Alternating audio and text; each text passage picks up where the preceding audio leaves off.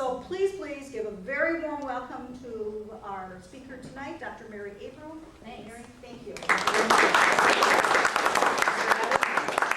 it. I really do. It stopped raining. I could see all the rain on the ground, but it stopped raining for me, and found you without any problem whatsoever. I like small college campuses. It's a neat place. So this talk is called Observing the Civil War Centennial, the Rhetoric and the Reality of a Commemoration. And I remember back to 1664, mainly I remember going to high school dances and, you know, trying to get my act together. And unfortunately, I really didn't have not much of a historical consciousness about what was going on then. But I look back now we're 50 years later, and we're in the sesquicentennial of the Civil War. It's a very different kind of commemoration. It's much quieter for some reasons that have to do with the issues and problems that arose when we celebrated or observed the Civil War Centennial. So without further ado, we'll get started. Americans of the early Cold War period did see a very usable past as they look forward to the centennial of the Civil War. Popularized during the 1950s, and I bet you've read either one or both of these guys through the narrative histories of Bruce Catton and Alan Nevins. That distant war offered heroic images that could comfort and inspire, as at the same time they provided diversion from a very uneasy present. With citizens' attention fixed on subversive threats, real or imagined, to democratic institutions, the vision of the United States, tested and strengthened in the crucible of civil conflict, offered very real reassurance that the nation could meet any challenge and emerge a winner. Such use of the Civil War legacy placed Americans at the middle of the 20th century right squarely in the tradition of other generations of commemorators who employed that legacy, or more precisely, a selectively remembered version of it, to promote a contemporary agenda. Like the veterans who led the crusade to create the first battlefield parks at the turn of the 20th century, for example, centennial planners found their philosophical base in a celebration of reunion and in the glorification of American military ability and devotion to principle. The need to articulate ideals that could unite Northerners and Southerners while skirting potentially disruptive issues was absolutely essential to the success of both of those commemorative enterprises, and that shaped the way in which each one exploited our Civil War heritage. Now, battlefield preservationists of the 1890s, and I should just digress a minute to say that the very first National Civil War parks, 5 of them, were established in the 1890s, and the Civil War generation, the veterans themselves, were in a leadership role there. Chickamauga and Antietam in 1890, Shiloh in 1893, Gettysburg not till 1894, interestingly, and Vicksburg in 1899. And so these battlefield commemorators, these members of the war generation, they appealed to the decade spirit of nationalism, of which Anglo-Saxon racism was an intrinsic element in order to get the bipartisan support that they needed politically and publicly to get all that money spent on buying land and establishing national battlefield parks. Latter-day commemorators, though, found the road to consensus much tougher during the 1960s. Now, as far as the leadership in centennial planning was concerned, on the national level, the leadership role was taken by the United States Civil War Centennial Commission, whose authorization by Congress itself in 1957 capped a lobbying effort that drew popular support from a network of study groups called Civil War Roundtables, and that drew direction from a small number of civic and professional and political leaders. Those leaders, including professional historians like Bruce Catton, Bell Wiley from Emory University down in Atlanta, and Avery Craven. Those leaders, this small group of leaders, were conspicuous in the commission as it was first constituted by President Eisenhower. Perhaps none more so than the commission chairman himself. This is a very familiar name, Ulysses S. Grant III, who was the grandson, was a career soldier himself and the grandson, obviously, of the famous Civil War military leader.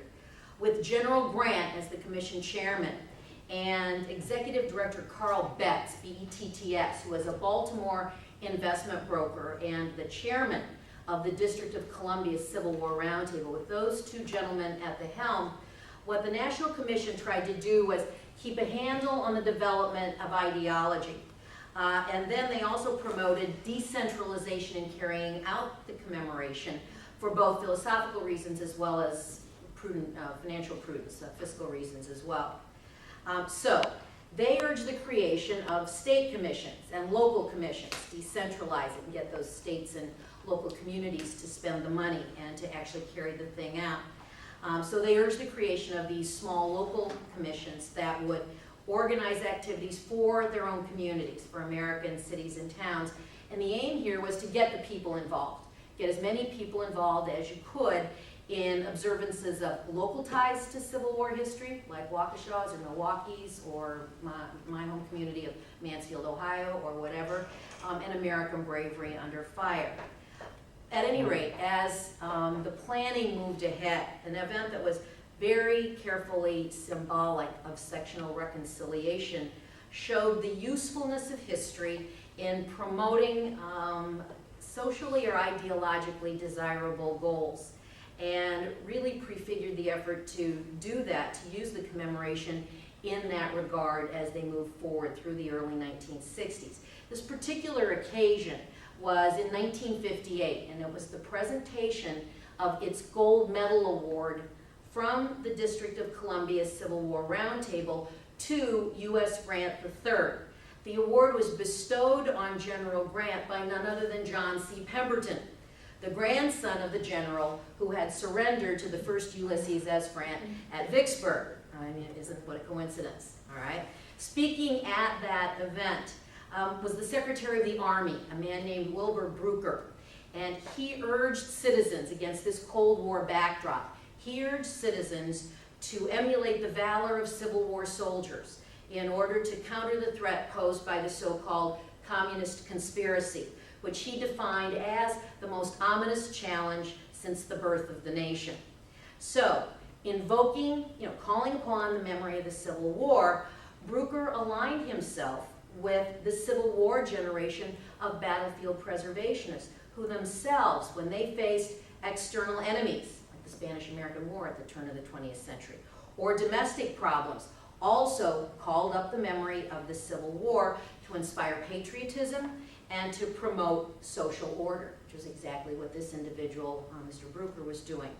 Then, a very interesting explanation in a yearbook, a pre-centennial yearbook of the Atlantic Civil War Roundtable, called Why Georgia Should Commemorate the Civil War, emphasized as well the value of the war generation's example. The yearbook said, and I won't quote at length, but it's worthwhile, just a little bit of it.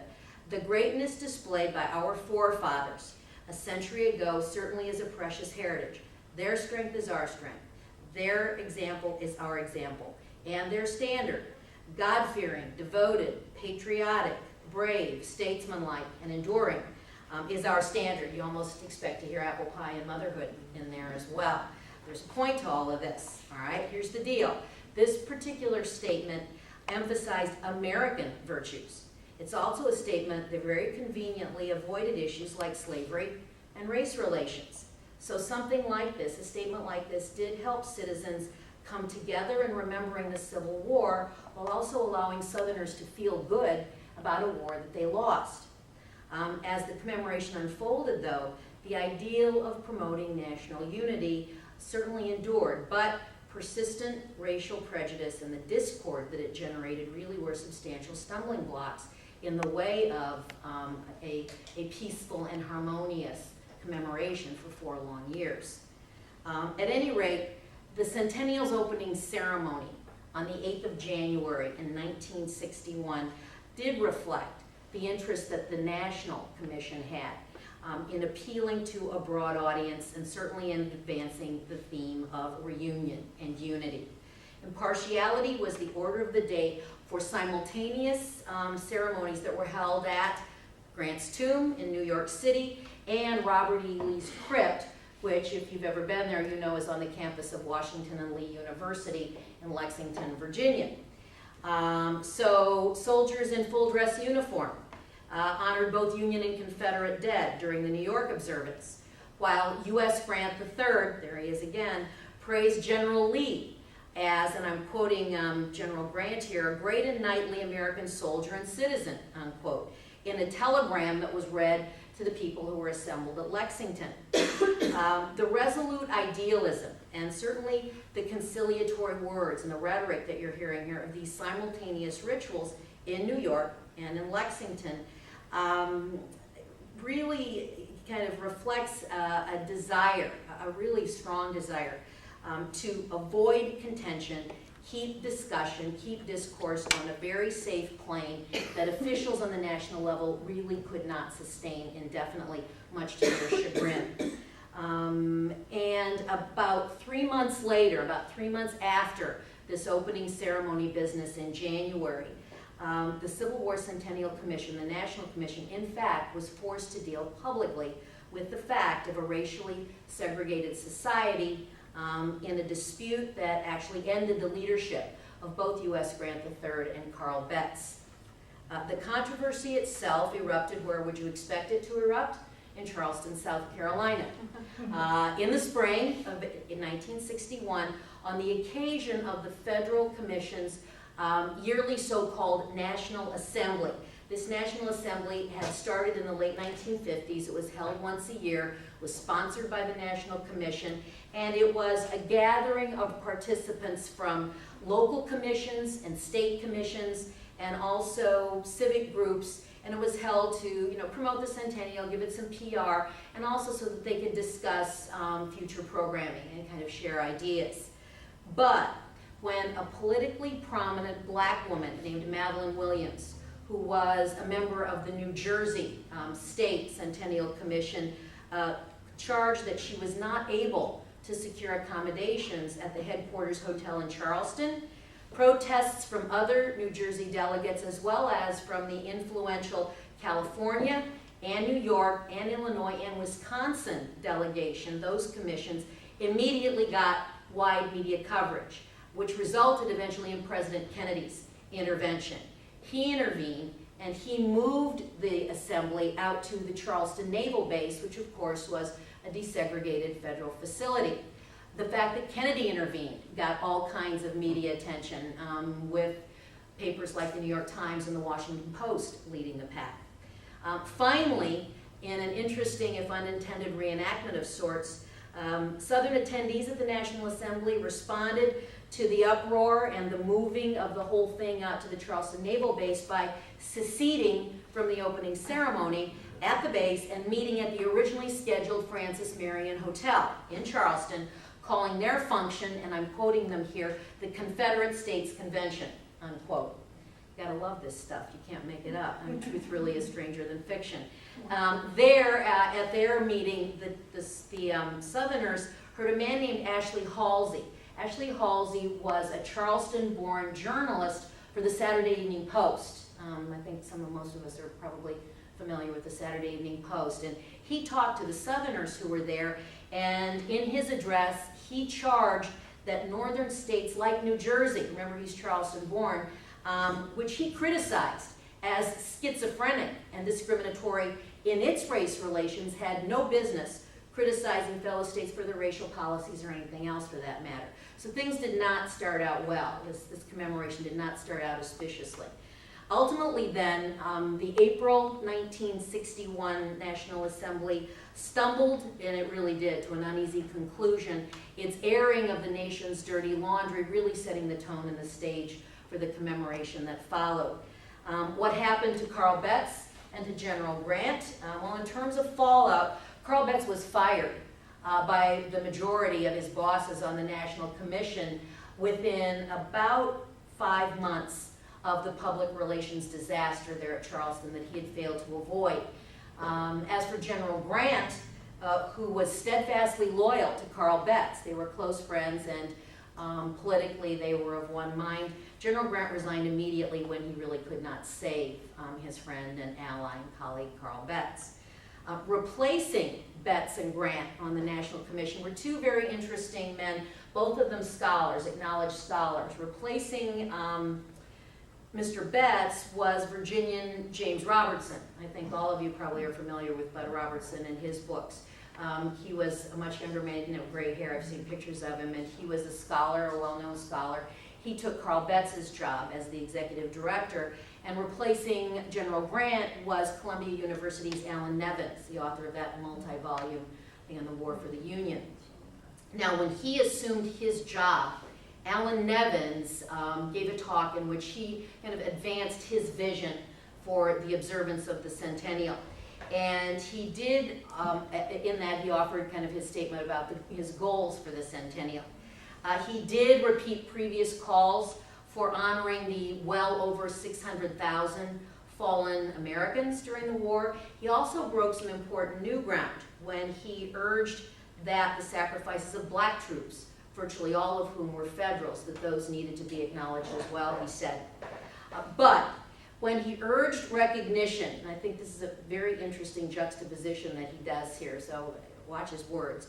When he urged recognition of white Southerners who died for what they believed a just cause, and white Northerners who died for what they held a sacred duty, kind of in juxtaposition with a similar admonition to honor Negroes who died for the achievement of freedom and human equality. Basically, at least in my opinion, what he was doing was begging the question of racism. So at the end of the day, his effort to deal with the Civil War thoughtfully but also tactfully, while at the same time circumventing the troublesome matter of a very pivotal and powerful but unresolved issue, really epitomized the challenges and the problems and the issues of remembering a war that got rid of slavery but really didn't eliminate prejudice in American life. Observance of something like the Emancipation Proclamation, though, you really cannot dodge the issue of race or slavery when you're talking about the Emancipation Proclamation. So that particular event, I think, offers an interesting kind of microcosmic glimpse into, as I called it, the rhetoric, the words, and the reality of American race relations 100 years after the Civil War. Even the anticipation of this anniversary generated problems months before the actual date. How did that happen? Several Southern commissions balked and formed a separate, what was called Southern Conference of Centennial Commissions, when Alan Nevins insisted that all 50 states, both Southern and Northern, recognize the significance of the Emancipation Proclamation. Undeterred, Nevins forged ahead to plan the main commemorative event. It was held, not too surprisingly, where do you think? They couldn't even do it today, at the Lincoln Memorial in Washington, D.C. On the 22nd of September, 1962, which if you know about the preliminary Emancipation Proclamation, it was pronounced by President Lincoln on September 22nd, 1862, which is just 5 days after the pivotal Battle of Antietam. Donna's in my favorite battle and favorite battlefield. The highlights of that event were a rendition of the Battle Hymn of the Republic by gospel singer Mahalia Jackson. I don't know if any of you remember her. I remember her well. She was the granddaughter of a slave. Another high point of that commemoration at the Lincoln Memorial was a presentation of a draft of the Emancipation Proclamation to the Library of Congress by Governor Nelson Rockefeller of New York, whom I also remember well. So I'm dating myself. Hopefully some of you all remember him as well, too. Interestingly, until shortly before the ceremony, Alan Nevins also thought that he had a commitment from the White House to President Kennedy's delivery of the main address, but apparently concerned about negative political fallout from an appearance that might offend white Southerners, Kennedy ultimately refused the invitation. Illinois' own Adlai Stevenson, who then was American ambassador to the United Nations, replaced the president, who sent his brother Robert and a recording in which the president, JFK, admitted that vestiges of discrimination and segregation endured, but he also listed a lot of things about which to be encouraged. And I'm quoting the president here in his recording. Progress in education, in employment, in the even-handed administration of justice, in access to the ballot, and in public and private life. The keynote speaker, Adlai Stevenson, on the other hand, was not nearly as optimistic as the president. Here's what he said. He wondered out loud whether Americans who saw the Cold War struggle in terms of good and evil, perceiving their nation as the land of the free and their adversaries as pitch black, really deserved the title, pure-souled defenders of freedom, as long as many black Americans still were denied equal opportunity, access to equal opportunity, and especially still were denied the vote. At any rate, while the Federal Centennial Commission took care of commemorations of general importance, like the Emancipation Proclamation, for example, it also urged states and communities to plan and commemorate the chief events of their history during the Great National Crisis. Most states had commissions, very energetic commissions, that were similar in composition to the national body, and that followed the National Commission's recommendations to promote the involvement of communities and organizations and individual people in discovering their Civil War history and their connection to the Civil War. Activities for school kids were big ones. The encouragement of grassroots searches for documents and artifacts, and the development and promotion of sites with Civil War connections. All of these were common features of state centennial programs and planning. Heritage tourism flourished during the early 60s as the public converged on war-related sites of local importance and especially converged on federal battlefield parks. Tapping into history for profit, the American travel and hospitality industries jumped on the same bandwagon as other enterprises that recognized a public relations bonanza when they saw one. Certainly, the National Centennial Commission wanted to inspire patriotism through dignified and educational programs that avoided commercialism. On the other hand, business interests knew very well that highlighting the misery and the violence and the bloodshed of war was not a very promising sales approach. So federal officials really kind of walked a minefield as they tried to deal with the war in a serious fashion and simultaneously offend nobody. But business and industries usually took a much simpler approach and simply pretty much avoided substance altogether. Like the distributing company that introduced a new bourbon called Johnny Reb with salesmen wearing Confederate uniforms. American enterprises resorted to the kind of promotional gimmicks that the National Commission really wanted to avoid, but over it had little, if any, real control. It was really out of their hands. Battlefields that Americans visited, and they visited them in record numbers. I've got just numbers for Gettysburg and Antietam, and it spiked in the 1960s, as you might well imagine. Battlefields that Americans visited in record numbers were scenes of rituals that really featured kind of the same mix of commercialism and idealism that characterized memorial ventures in other areas of American life. Observances that were held in battlefield venues, typically you would have monument dedications, those were legion. You would also have lots of politicians using the occasion to evoke their own vision of what the Civil War meant. But the activity that generated the most intense interest on a grassroots level was battle reenactment, which emerged actually in its modern form during the 1950s to become a popular commemorative and interpretive medium during the centennial period, and certainly, as we all know, way beyond that.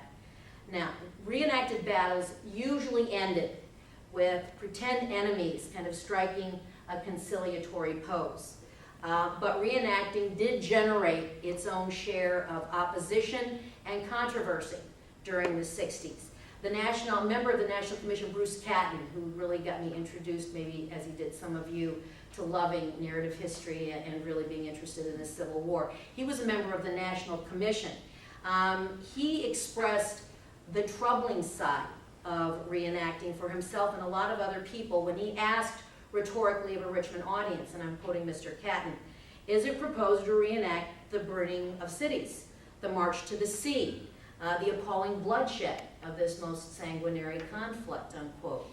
Neither U.S. Grant III nor his successor Allen Nevins particularly favored the practice of reenacting, Nevins stating flatly that if the National Commission tries to reenact a battle, my dead body will be the first one they find on the field. So clearly Mr. Nevins did not approve of reenacting.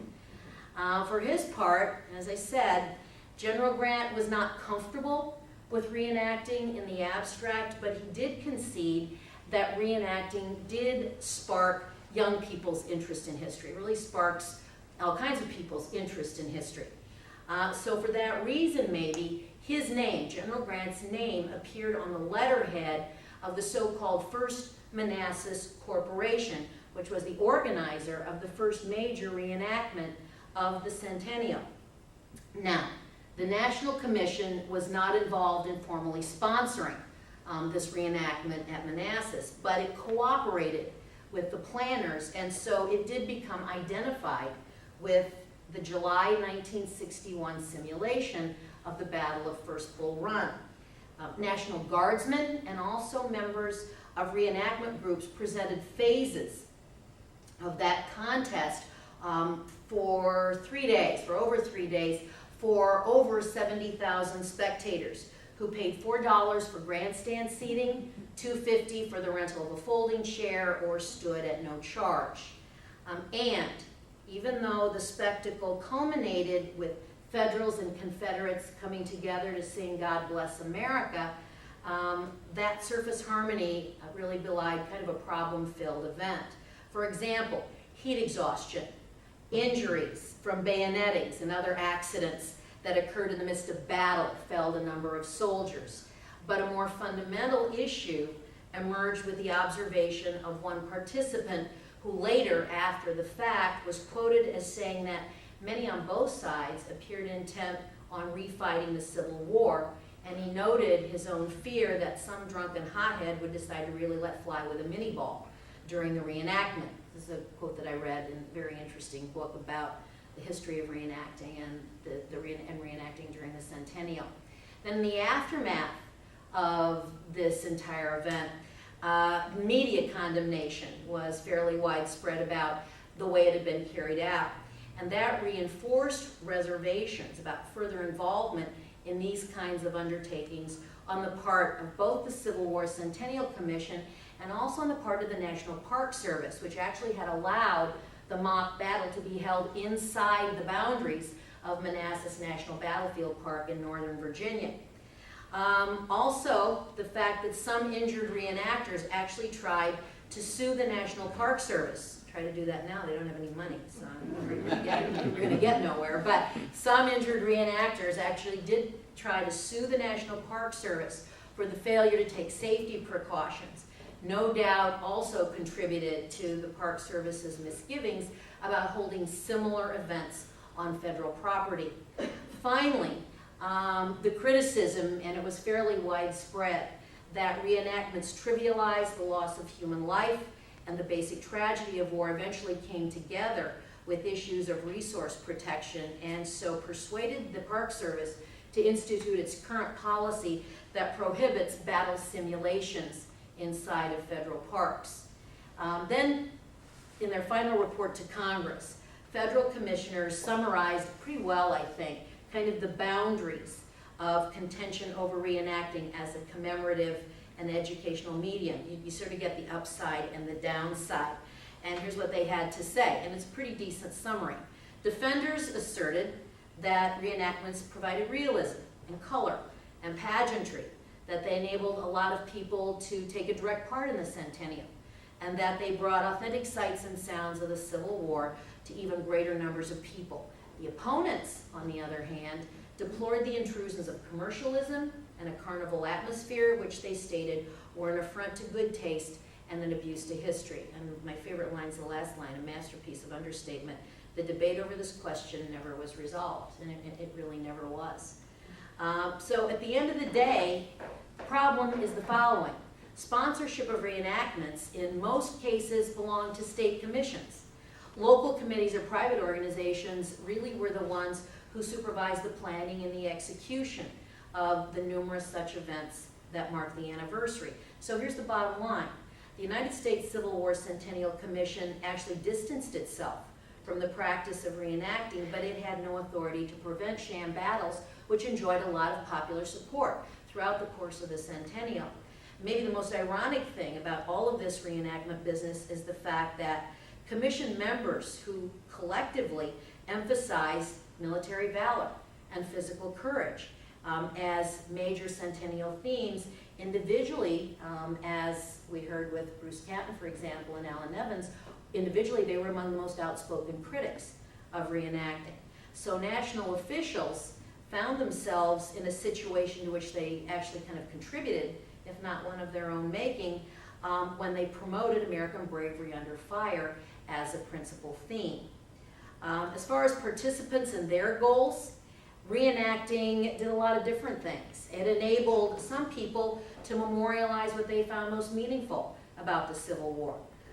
It enabled others to reconstruct the image of the Civil War that they found most appealing or most comforting. The practice also allowed people who were so inclined to avoid painful truths and lose themselves in the theatrics of it all. And along those lines, recreating kind of the visceral experience of combat on the one hand facilitated avoiding such visceral issues as slavery and race and the definition of disloyalty, while at the same time they focused the attention of the reenactors themselves and spectators on shared virtues, things like physical courage and commitment to principle and devotion to duty, of which everybody could be proud. In a very real way, kind of the heroic and inspirational past that mainstream America was looking for from the centennial did come to life as reenacting really did capture the popular imagination. But at the same time, there were other voices coming out of the centennial observance, and they revealed other ways in which Americans used their Civil War past to serve the present against the backdrop of the Civil Rights Movement. People like Adlai Stevenson, who took the podium on occasions like the 1962 commemoration of the centennial of the Emancipation Proclamation. They reminded white Americans about the war's unfinished business and urged them to live up to ideals of equality and justice. Then, the summer following that, the summer of 1963, with civil rights demonstrations and racial violence sweeping the South, Governor George Wallace of Alabama invoked a very different memory of the Civil War when he addressed people gathered in July 1963 in Gettysburg to dedicate South Carolina's new state monument. Just 1 month, this happened in June '63, just 1 month after Governor Wallace's bid to obstruct the admission of black students to the University of Alabama aborted under federal pressure, federal court order, Governor Wallace exploited his appearance at Gettysburg to vindicate his own resistance and the resistance of other southern states to federal desegregation efforts. So he informed Americans, and I got this right straight out of Newsweek. There was an article, Newsweek, July 1963. Governor Wallace informed Americans that, and I quote Governor Wallace, South Carolina and Alabama stand for constitutional government, and thousands of people throughout the nation look to the South to restore constitutional rights and the rights of states and of individuals. Finally then, with the centennial coming to a close, Vice President Hubert Humphrey, I remember him too, spoke during ceremonies at Bennett Place near Durham, North Carolina. There, Joseph Johnston and a decimated Confederate army of 15,000 men had surrendered to fellow Buckeye William T. Sherman 2 weeks after Appomattox, thus bringing an end to fighting east of the Mississippi. In a year, 1965, first boots on the ground, at least first Marines on the ground in Vietnam, for example, in March '65. This is in April '65. So in a year that saw escalating American entanglements elsewhere in the world, intensified racial turmoil at home, Humphrey asked listeners for restraint, equating what he called the radicalism of Reconstruction with a senseless, revengeful extremism that even today, if left unchecked, could bring our great democracy to its knees. So at a time when an interpretation of Reconstruction called the Dunning interpretation, which is basically the Gone with the Wind school of Reconstruction historiography, prostrate South at the mercy of vengeful carpetbaggers and their ignorant darky companions.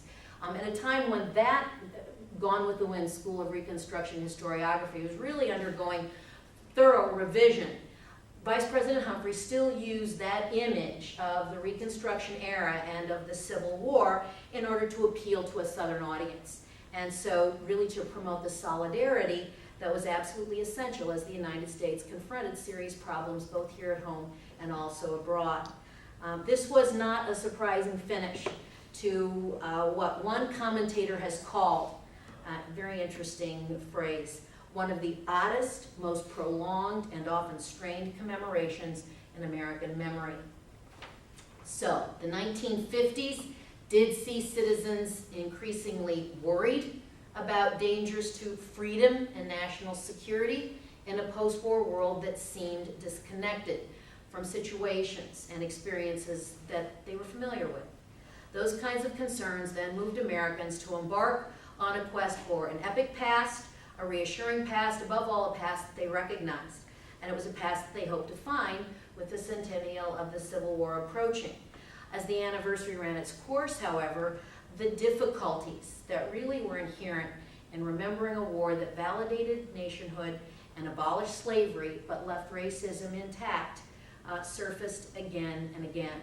So the reality of racial discrimination and the dissension that reality generated were genuine barriers to the unity of purpose and the civic harmony that was what anniversary planners at the federal level were looking for. It's what the United States Centennial Commission wanted to find. So the commemoration of 61 to 65 illustrated very well, I think, Americans, let's call them diverse centennial perceptions of the Civil War, and testified to what I would call the historical amnesia still prevalent in some quarters after 100 years of remembering. Thank you for your attention. I appreciate it. Thank you. So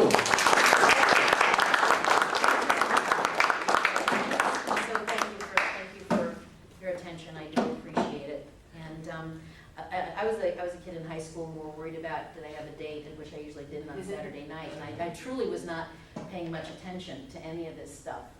I don't know, maybe some of you were more aware of it. I really certainly not to the Civil War Centennial. I just really was not aware. I mean, I was taking some history and it was fine, but that was about it. So if there are any questions or any comments, I'd certainly welcome those. Well, sit down and be quiet. I mean, I was 10 years old when that happened, and I honestly can't remember anything about the Centennial Commission. Or all I know is that Life magazine came out with a series. They did? They did. And it was wonderful. And I remember the American Heritage History of the Civil War. That's my favorite. Then you can go to Gately's People Store, and you can buy a Civil War cap and a Civil War cap gun. I remember that. And they had Johnny, was it Johnny Shiloh with Walt Disney? Mm-hmm. I remember all that. I remember Johnny Tremaine, the Revolutionary Kid. That was what I remembered, you know. And I don't. You're doing better than I am. The other things that they were probably very true, but the one thing that bothers me today is our 150th. Nothing much has happened. Nothing much has happened, and I wonder. Well, this has something to do with it, I think. Oh, On the national level, nothing is happening for a variety of reasons that we're probably all very much aware of. But I think the this Civil was a War is problem. probably more popular today than it was in the 1960s. I mean, well, maybe it's because the people who are alive at that time are the ones that are pushing it. I mean, it's more popular amongst the baby boomers. Well, and I'm a baby boomer, and I Yeah. think we're all baby boomers, and so I'm paying attention to it now, but it's fascinating now. But we had other things on our minds back then. My mom took us to my mom dragged us to Gettysburg. I was probably 12, so it was in the late 50s. It wasn't even the centennial yet, but that's the very first trip I ever took to a battlefield was to Gettysburg, probably similar to all of you. Yeah, Dave. Just for the record, I was 3 years old then. Yeah. So I was dating on Saturday Oh, night. I had a date. Yeah, you But probably anyway, did. as you were talking, I was thinking about the awful similarities of the political climate and the headbutting that was going on in your descriptions, so reminiscent of what's going on today. Have we learned nothing in 50 years Some things never about change. getting along with one another? And maybe the fact that we call the Civil War a seminal event is even more true after hearing the comparison of then and now, that it was either a rock our ship of state broke on, or well, it certainly didn't heal us. It didn't. I'm sort of a cockeyed optimist. I think that if we can survive that war, I think we can survive a lot. I really do. Certainly, hopefully what's going on in DC now, I hope the people are better than their leaders. The soldiers in the Army of the Potomac were a heck of a lot better than their leaders, so and I don't mean to be flippant. I really do hope that people are better. People will get it together and take care of business. But this is a real eye-opener. Just doing this research was a real eye-opener for me, because it really wasn't paying much. I mean, I didn't have a historical consciousness then. More's the pity. Yes, sir. In light of your research and what you did, were you surprised when Governor McDonald of Virginia made the comments he did at the opening of the centennial, the Sesquicentennial, saying it was going to be Confederate History Month, but he forgot about the African Americans and all of that? You know what? He's not a very smart politician. Somebody didn't give him very good advice. I don't think I'm all that surprised. Were you? No, I think his naivete was that he thought it was still 1961. I think there are other people who did have it on their minds. It's unfortunate that he didn't. And you're right, he was living in the past. And it would also, the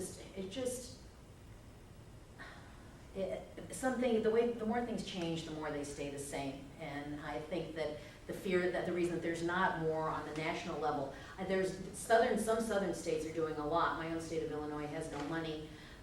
That won't even get into that one. And so there's not going to be any observance. I don't know what they've done in Wisconsin. I know very different states. It's been very disparate the way they're doing it. I don't think I was that surprised. I cringed when I read what Governor McDonald said, because there are Virginians. There's a terrific museum called the Tredegar Museum in Richmond, that was started by a man named Alexander Wise, who is like the great grandson of the war governor of Virginia, a Southerner born and bred, and it commemorates a black memory, a white northern memory, and a white southern memory of the Civil War. So it's there if you want to see it, but still, when there's still issues about the Confederate battle flag and that sort of thing, I'm not surprised that this crops up even by a politician who ought to know better. You don't seem all that, you said you weren't all that surprised either. You know, the interesting thing though was that in 1961, the blowback was rather soft and quiet. In 2011, African Americans, women, all sorts of groups that had not been represented in the 100th anniversary, all of a sudden made their presence known. They'd always been there, but now they're making their presence known, and they had to kind of rethink what they were going to approach in this situation. Well, and that was, and the Civil Rights Revolution was accompanied by the women's rights revolution, and all of those. And they started writing history. They called it history from the bottom, kind of history from the bottom up instead of history from the top down. My beef with any kind of hyphenated history is that you lose sight of the synthesis that we're all doing this together. It's like trying to separate out military history from the Civil War. And I've had academic historians who've taught me who've wanted to do that. They want to talk about the social history or the political history or the diplomatic history, the economic history of the war, but it was a war. So you have to talk about battles as well. But I don't think you can separate anything out. And you can't understand the Civil War if you don't talk about society and politics and economics or battles. And so I like synthesis. I think James McPherson is good at pulling things together. There are a few other authors that do the same thing.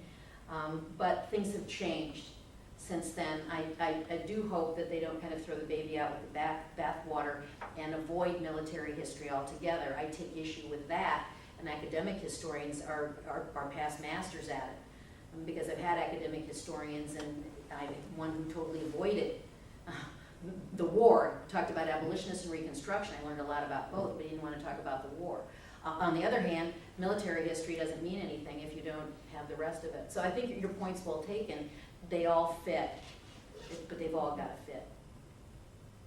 But It's unfortunate that not much is going on these days. I think Americans, and I think that now that, what is it, 60, it's 13 in 2 years, it will be on the wane again, I think. I think it's been a boon for preservation, and I'm a battlefield preservationist, but it has been a boon not just for the Civil War Trust, but for Shaft, Save Historic Antietam Foundation, and other groups, because people are aware they're visiting battlefields more, they're taking their kids to battlefields. The Park Service, when they can operate, do a terrific job of educating Americans and interpreting battlefields and running all kinds of great programs.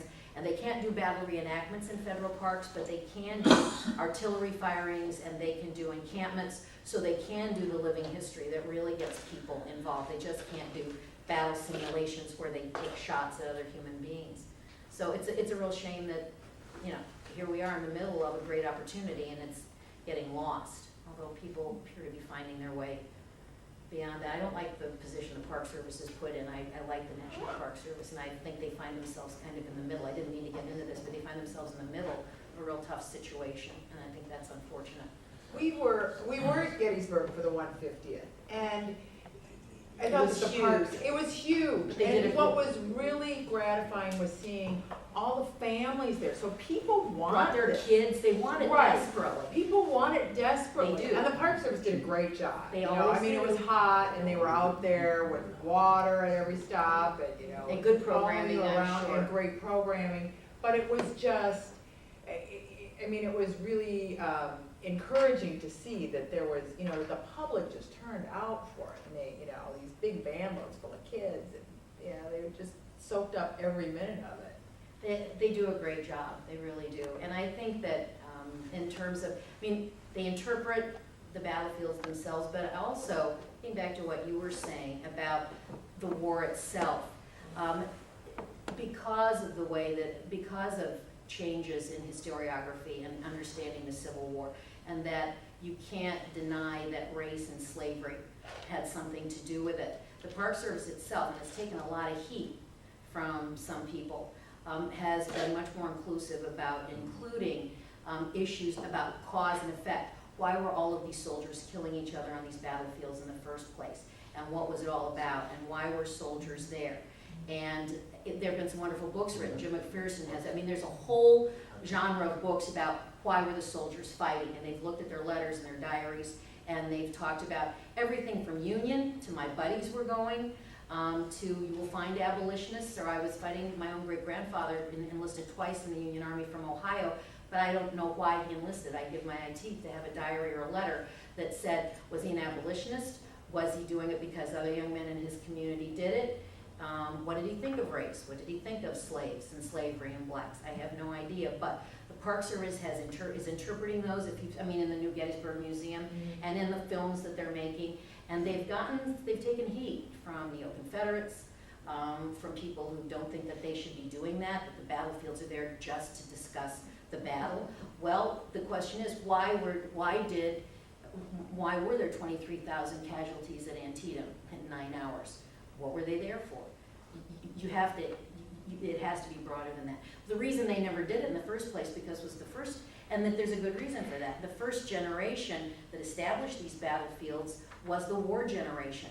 And I made reference to them that they couldn't have established battlefield parks in the 1890s if they hadn't gotten Southern support. The South lost the war. They weren't going to get Southern support unless, and Southerners were in Congress, and they were wealthy too. They needed a consensus. So what did they do? They said, these are battlefield parks. We're not going to talk about politics. They were all brave Americans. They were all fighting for principle. Slavery's over, but a great United States is here. We can all agree on the results. So they got money, they got federal money, and they got Southern support, because without Southern support, they would never have been able to set aside thousands of acres to establish the parks. The people at mid-century were trying to do the same thing. They were trying to find a consensus. It was much tougher then, because of the Civil War in America, because the United States had changed in 100 years, although they didn't want to talk about it. I hope that's also includes sort of some of what you were making a point about. Thanks for your attention. I do appreciate. Yes, sir. I would think that the Kennedy assassination had something to do on the centennial, maybe with cutting it. You know, I've wondered that myself. There it is in November. 63, George Wallace, speaking at Gettysburg, I quoted him, 2 months after he spoke, there was the bombing of that black church in Birmingham, Alabama, where those 4 little girls were killed, and then 2 months after that, Kennedy himself was assassinated.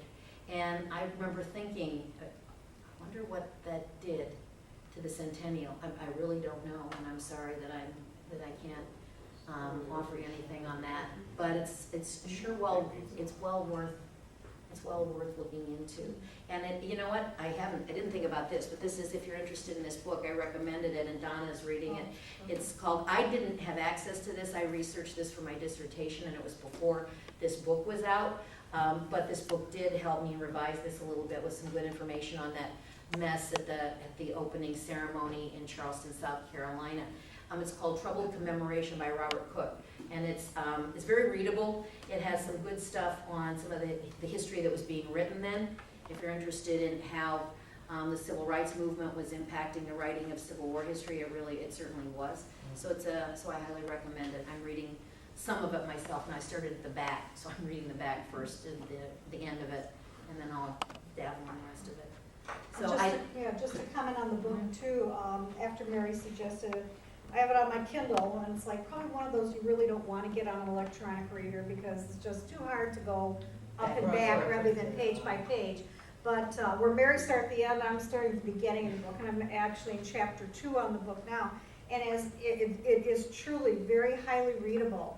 And there's just so much going on in the book. And I was reading it on my lunch break at the bank the other day, and I'm reading and going, oh, listen to this. This girl sitting, let me just read this to you. Just let me read this to you. And it's just, you just want to shake your head. And the fact that this centennial, as I'm reading too, of course, is going on during the Cold War, and the politicians wanted it to also try and unify the country in their fight towards communism. We are the good, they are the bad, and we want that whole American attitude. And what they did, they wanted to totally ignore the Emancipation Proclamation or anything that showed any divisiveness, because they wanted the Southern element to meld with the Northern element and bring the country and show the country in one unified sphere. So let's not do anything like that. No, that's not. And I mean, one of the comments in there was about how the blacks were so happy in their Southern life, and that's what I was reading at lunch. Listen to this, So by all means, pick up the book. I'll put the exact title and author on an email to you guys. It really, really accentuates Mary's talk, and it'll give you some more food for thought. I have a point. Now, Sure, you're talking about African Americans.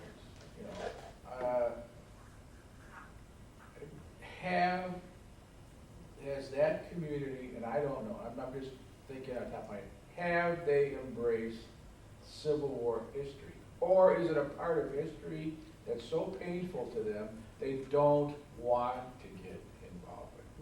You know what? I just know anecdotal stuff. Can anybody else speak to that?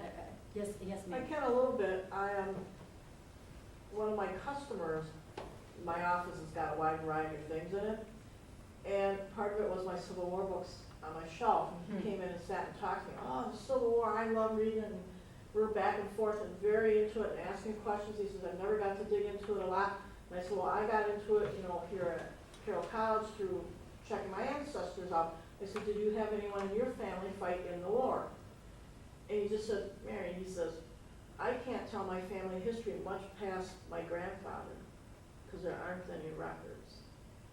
So for him, it was hard to take a personal view of the war since their history is so muddled, their family history. I could go back and say, hey, my great-grandfather fought in this regiment and he was at these battles, and so I had a big connection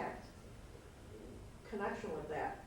He couldn't do that saying. He says, yeah, our family, they just took the names of the slaveholders, a lot of them, or they changed names totally because they want to be known. So he says it's really hard to do a family tree to even get into where they were. So he says, this is me. And of course, this is a number of years ago before some of the more modern ways of tracing family trees have come about. But that was a big roadblock for him. He wanted to know more about the war. He knew his ancestors, some did come from the South, but beyond that, he didn't know much, and he couldn't track names very well. So I think in some ways that's hard for them to do that unless you had 3 black ancestors that you could follow your family tree and. I know that the movie Glory, and, you know, there's a 54th reenactment group, and they were involved in the making of the film. That sort of thing has generated a lot of interest, and Ken Burns' thing did. But in my personal experience, members in the Civil War Trust or members of my own Chicago Civil War Roundtable, there really are not, there are maybe a handful of black members. So that's all I know. I don't think that they've embraced it. I wish I knew, the Tredegar, you know, the Tredegar Iron Works used to be owned by, I think it was Aon, and they worked out a deal with the city. It's a private museum. I don't know if you're familiar with the Tredegar Museum in Richmond, but they've done a wonderful job of presenting what I've seen it. They've done a wonderful job of presenting this history. I don't know what the black community in Richmond has done in terms of embracing this thing. I wish I knew more about that, but to the best of my knowledge, no, it's just, it's not happened. Well, to me, I would seem like, okay, let's say that, you know, my nationality, I mean, if they were picking on Polish people, I mean, if I was alive in Europe in 1915 and my country was occupied by Russians and then they were slaughtering my people, and then somebody kept telling me, you know, your people were slaughtered by the Russians, and you guys were slaves and serfs, you know, and then you go, yeah, I know. And the next guy comes up, you know, I just read about you serfs and you slaves. You know, and you're going like, yeah, you know. I mean, it's like somebody hates to go to the dentist, and they keep bringing, I just had my tooth filled there, and I got, you know, and their people are going like, yeah, okay, we know we were slaves, we know where we came from, you know. Please, just let it be. Please, you know. I think, that makes perfect sense to me. I mean, I don't think it's all that hard to figure out. Well, and we just came back from the, what was it, the 16th? Oh, Civil War Symposium at Yeah, Cantini. at Cantini. Oh, yeah. And and two of the topics dealt with, in one way, shape, or form, slavery. Oh, there were a lot And of there were yeah. many I black think there's been a lot more individuals. academic work done. Yes. Yeah, Yes. As far as, you know, Yeah, As far as grassroots stuff. right, There Right. is so much. And I know even in the reenacting world, there are very, you know, there's 54th Massachusetts. I mean, the famous and there's the 29th US Colored Groups here in Wisconsin. So there are some, but, you know, by and large, there's very few, you know, nobody wants to reenact being a slave. a slave. You know, they do at what, you know, at Colonial Williamsburg, I think it was controversial, I don't know if it is anymore. They have slave quarters, and they have African Americans reenacting being slaves there in Williamsburg. And to the best of my knowledge, it's well received, and they're doing something to educate. And It's powerful. and it's, well, of course, yeah, how could it not be powerful? And I think what we all do, and I'm guilty of it, is we look at the past with present eyes. I read this and I'm disappointed and I don't like it, but you know what? That was then, this is now. And you don't have to approve of it, but you have to take them for who they are and let it be. At the time, you have to look at that at the time and respect it and appreciate it for what it is. You don't have to approve it, you don't have to agree with it, but it is what it is. And, you know, we acknowledge it and maybe learn from it, although I'm not so sure anybody's really optimistic about that. Except me, I think I'm a cockeyed optimist. Yeah. They'll figure it out, you know? Well, is the think cup half empty or half full? Yeah, well, that's it. Yeah. And yeah, if you got lemon, make lemonade. There you Do go. platitudes all night. I'm gonna shut up. So thanks very much for, Thank thanks for you. having me.